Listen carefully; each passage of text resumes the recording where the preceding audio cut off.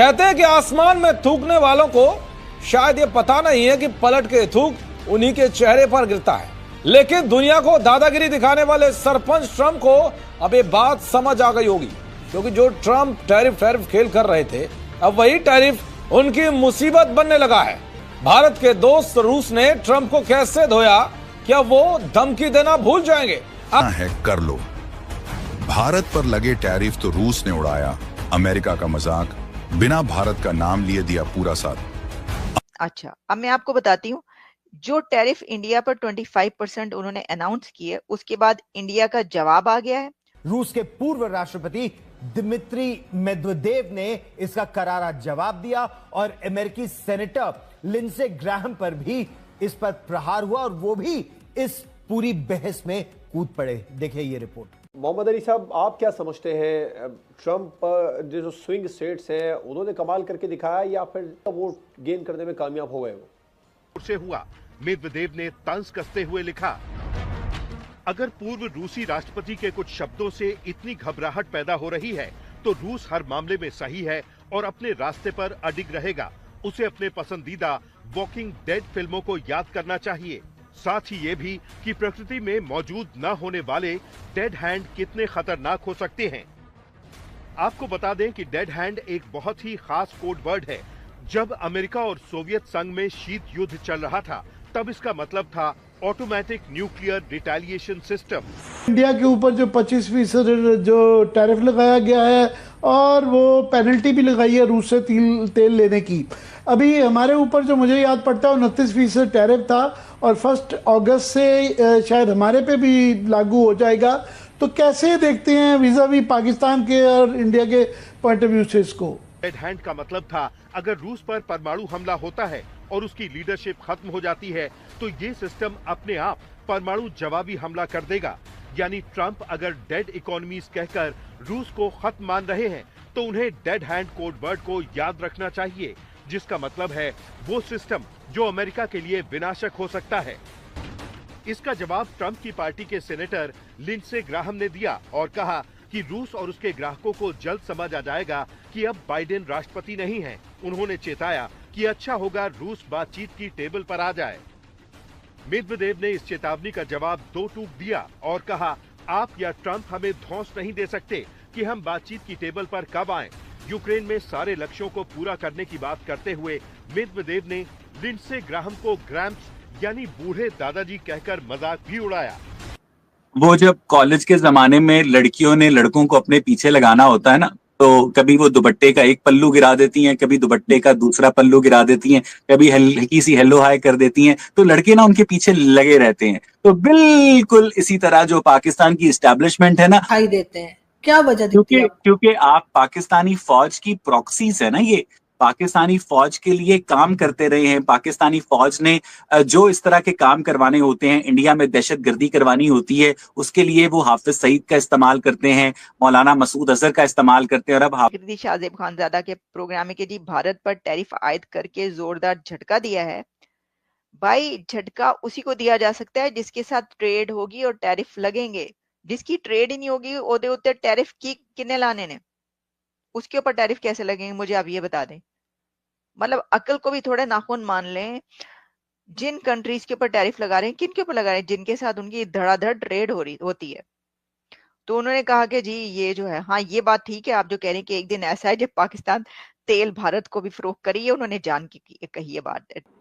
और ट्रम्प जो है उसने पहले तो जारी बात है ऑपरेशन सिंदूर के ऊपर जो एक कंट्रोवर्सी इंडियन एंगल से अगर देखा जाए तो वो कहते हैं कि पॉलिटिकल कंट्रोवर्सी की कि वो सीज फायर का क्रेडिट लेना चाहता है।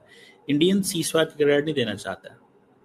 पाकिस्तान ने इंडिया को, अमेरिका को सीज फायर का क्रेडिट दिया और पाकिस्तान के जो आर्मी चीफ है उन्होंने उसके ऊपर उनकी मुलाकात भी हो गई।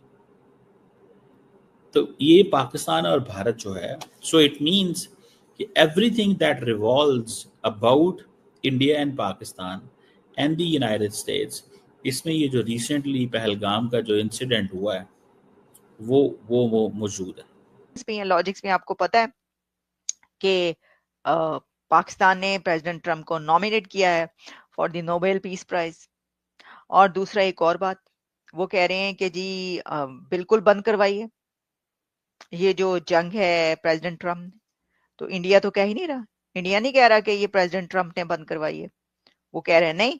तो प्रेसिडेंट ट्रम्प को मान ही नहीं रहे, जबकि पाकिस्तान मान रहा है, वो कह रहे हैं हाँ। तो जाहिर है कि फिर ये तो इस तरह तो होता है ना, इस तरह के कामों में क्यों उदास फिरते हो गर्मियों। See what happens. We're talking to India now. We'll see what happens.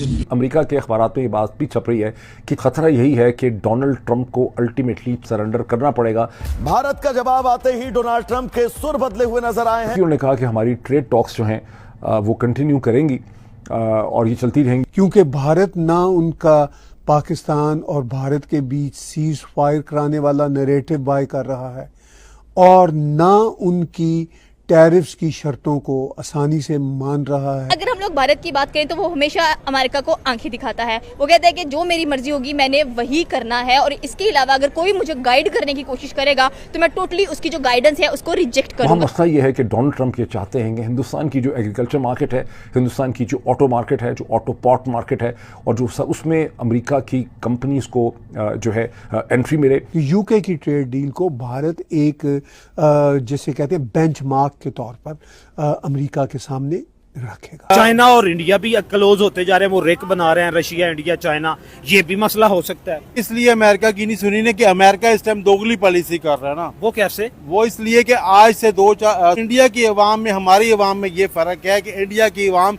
समझदार हो गई है। जहन में रखें कि ये अल्टीमेटली बहुत जल्द, चंद हफ्तों के अंदर, दिनों में नहीं हफ्तों। ये कब 500 से 25 हुआ नोबडी नोस। वो आप पे इतना ज्यादा प्रेशर डालने की कोशिश कर रहा है कि आप अंदर से कोलैप्स हो जाओ। अगर पाकिस्तान से तेल निकलता है, मैं बता रहा हूं, वहां पे चाइना आग लगा देगा। ट्रंप ये कह रहा है, एंड में उसने एक और डायलॉग मार दिया कि maybe one day Pakistan will sell oil to India. Modi is a great friend, India is a great friend. फिर ये हरकतें क्यों? सारे देशों को ब्लैकमेल करो, मैं ये कर दूंगा वरना ये कर दूंगा, यही करता रहता है। चाइना ने बोला कि तुझे जो करना है तू कर ले, ट्रंप बैक ऑफ हो गया। ये एक ही चीज पे 2-3 हफ्ते के अंदर 3 अलग अलग टैरिफ स्लैब्स बोल चुका है भारत को और पूरी दुनिया को। ये ऐसे ठप से कोलैप्स करेगा, ट्रंप बोलेगा मैंने तो 25% तो मजाक कर रहा था। तो चाणक्य डायलॉग्स, ये डोनाल्ड ट्रंप है, यहां पे टैरिफ लिखा है और नीचे लिखा है 25%, और 25% वो टैरिफ है जो इसने भारत के ऊपर लगा दिया है।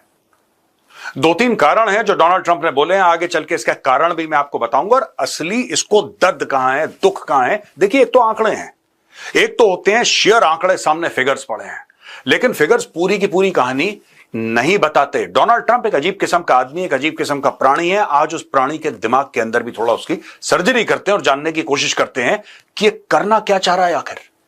After all why Modi is a great friend, India is a great friend. फिर ये हरकतें क्यों? इसके पीछे भी कारण है दोस्तों। चलिए, अब दोस्तों ये जो खबर ली हमने ली है टाइम्स ऑफ इंडिया से, और ये ट्वीट है। मैं इसको दोबारा नहीं पढ़ूंगा। पूरे मीडिया में पिछले 24 घंटे से ये दनादन दिखाया जा रहा है, ये हो गया, ऐसा हो गया, कम से कम 12 घंटे से दिखाया जा रहा है ट्वीट। अब ये देखिए, India US trade deal, Donald Trump announces 25% tariff on India plus penalty for buying energy and arms from Russia. तो ये 25% के टैरिफ कल से लगने वाले हैं। आज 31 जुलाई है, कल 1 अगस्त है। कल से ये tariffs they will be enforced. ठीक है जी। ये क्यों कर रहा है ट्रंप? देखिए, एक तो ये है on the face of it कि साहब अगस्त तक का टाइम था, यानी कि 1 अगस्त तक का टाइम था कि आप ट्रेड डील वर्कआउट करें, और अगर आप ट्रेड डील वर्कआउट नहीं कर सकते तो मैं आपके ऊपर टैरिफ लगाऊंगा। बेसिकली ट्रंप की आदत है सारे देशों को ब्लैकमेल करना। सारे देशों को ब्लैकमेल करो, मैं ये कर दूंगा वरना ये कर दूंगा, यही करता रहता है आदमी। लेकिन ये भी दुनिया ने देखा है कि जब चाइना ने इसको बोला कि तुझे जो करना है तू कर ले, कल हमने कवर करा था ना, जब चाइना ने बोला कि तुझे जो करना है तू कर ले, ट्रंप बैक ऑफ हो गया। ट्रंप को लग गया डर। अब दोस्तों ये देखिए साहब, Trump also said that India will have to pay an additional penalty for buying energy and arms from Russia. The 25% tariff rate announced for India is 1% less than the 26% declared by Trump in his 2 April 2025 Liberation Day conference. एक तो आप लोग एक बात समझ लीजिए Trump के बारे में। मैंने तो इसको 15-20%, 25% इस आदमी को पढ़ लिया है। ये जो 25% कह रहा है ना, ये 25% ट्रंप कह रहा है। आप इस फिगर को सीरियसली मत लेना, इन द सेंस कि आप ये मत मानना कि फाइनल फिगर है। कल ये बंदा उठ के 45 या 50% बोल देगा, इसको कोई फर्क नहीं पड़ता। इसको 2 रुपए का फर्क नहीं पड़ता कि इसके बोलने से, इसके करने से कितना डैमेज होता है। ये कल बोल देगा 10%, ये कह देगा नो टैरिफ, ये कुछ भी कह सकता है। तो जो लोग अपने कैलकुलेशन कर रहे हैं, मैं मीडिया वालों को देख रहा हूं ना, इसलिए मैंने ज्यादा कैलकुलेशन नहीं करे भाई, मैंने करे ही नहीं कैलकुलेशन। मीडिया वाले जो कर रहे हैं इतना होगा इतना होगा इतना होगा, ये 25% कहां से आया भाई? अभी 3 हफ्ता पहले ट्रंप ने क्या बोला था? जो रूस से तेल खरीदेगा मैं उसके ऊपर, देखो मैं यहां पे लिख रहा हूं कि आपको मुझे कंफ्यूजन ना हो कि मेजर साहब बोल क्या रहे हैं आप, 500% टैरिफ। क्या इसने बोला था कि नहीं बोला था कि जो भी रूस से तेल खरीदेगा, शामिल भारत शामिल चाइना, मैं दोनों देशों पे 500% टैरिफ लगाऊंगा? ट्रंप ने बोला था। ये 500 हां 500, अच्छा 500% टैरिफ। अब ये घंटियां बजी सबकी। अब अचानक 500 से ये कूद के 25 पे आ गया, और 25 पे उसी मामले में additional penalty for buying energy and arms. Energy क्या है भाई? तेल, ऑयल एंड गैस, यही तो होती है एनर्जी, ऑयल एंड गैस। यानी कि पहले ये बंदा कहता है 500% टैरिफ लगाऊंगा अगर तुम तेल खरीद रहे हो रशिया से, तो फिर ये कहता है कि मैं तुम्हारे पास 25% लगाऊंगा। इसलिए मैं कह रहा हूं सीरियसली मत लेना।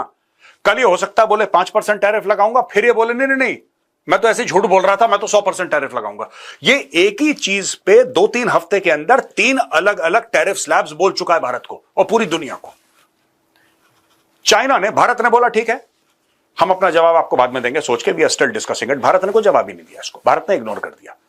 चाइना ने बोला ठोक देंगे तुम्हें, तो डर गया, क्योंकि ट्रंप को यही भाषा समझ में आती है। ये देखिए सब, Trump described India as a good friend but criticized the steep tariffs and non-tariff barriers, particularly in sectors like agriculture and dairy.